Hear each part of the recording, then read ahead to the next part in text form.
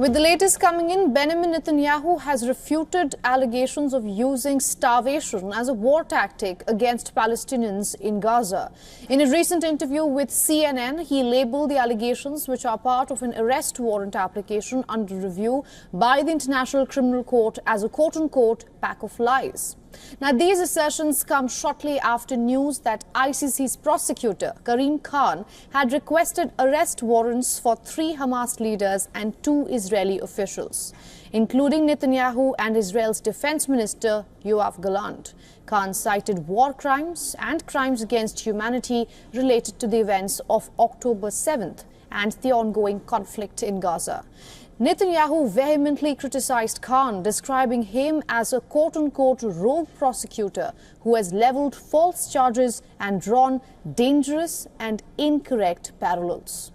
He emphasized that Israel has permitted the delivery of food and medical supplies into Gaza, countering claims from aid organizations that the region is facing a potential famine due to the blockade. According to Netanyahu, Israel has allowed 20,000 trucks of aid into Gaza. Note that the United Nations recently announced that it was halting food supplies to Rafah due to insufficient supplies.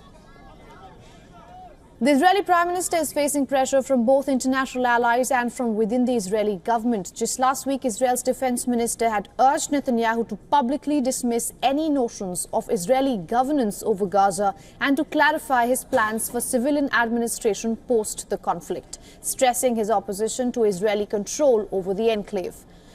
When asked about this, he reiterated his stance against Hamas's control over Gaza. He also asserted that military action was required to pressure Hamas to secure the release of over 100 hostages believed to be held in Gaza.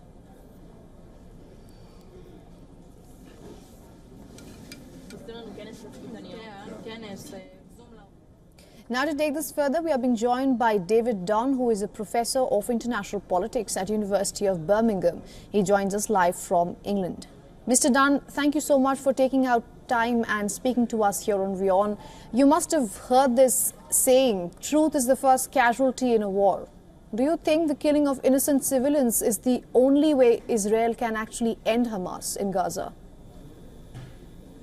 Well, that, of course, is the crux of this whole controversy. And the fact that 34,000 civilians have been killed in the Gaza Strip, for most observers, is an indication that the Israelis have used excessive force. They have not put the protection of civilians as a high priority that it should be in international law. That what they have done, according to most observers, is to prioritize the safety and protection of their own army. And in doing so, they've prosecuted a war by bombing flat most of the built-up areas in the Gaza Strip, with the consequence that it's killed huge amounts of civilians and created a massive humanitarian crisis, because the population there are living in tents. They have no means of food supply. And in addition to that, the Israelis are alleged to have prevented the normal flow of supplies into the Gaza Strip by a whole variety of obstacles they put in their way, which effectively has resulted in widespread famine in the Palestinian territory.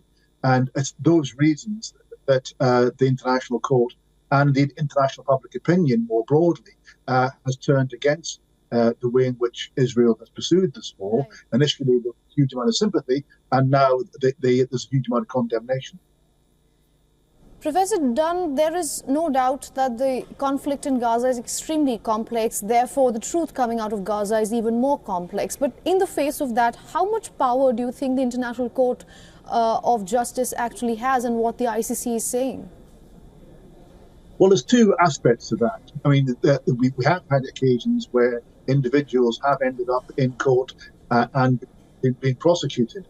General Pinochet from Chile, Slobodan Milosevic from former Yugoslavia did end up in court. But the main purpose of this is to actually offer to make comments about this in a way which shows international condemnation of this action. It's a political, it's a symbolic, it's a moral condemnation as much as it's an expectation of resulting in them being in court. Just quickly interjecting, moral, you called it that this is more of a moral and symbolic reaction to what's happening in Gaza. But do you think that's enough, given what's happening?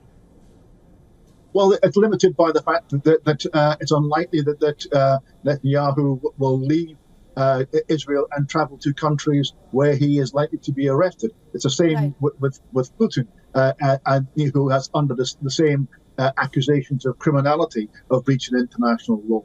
And therefore, it's better than nothing, as the argument goes, even though it's unlikely that they will end up in court.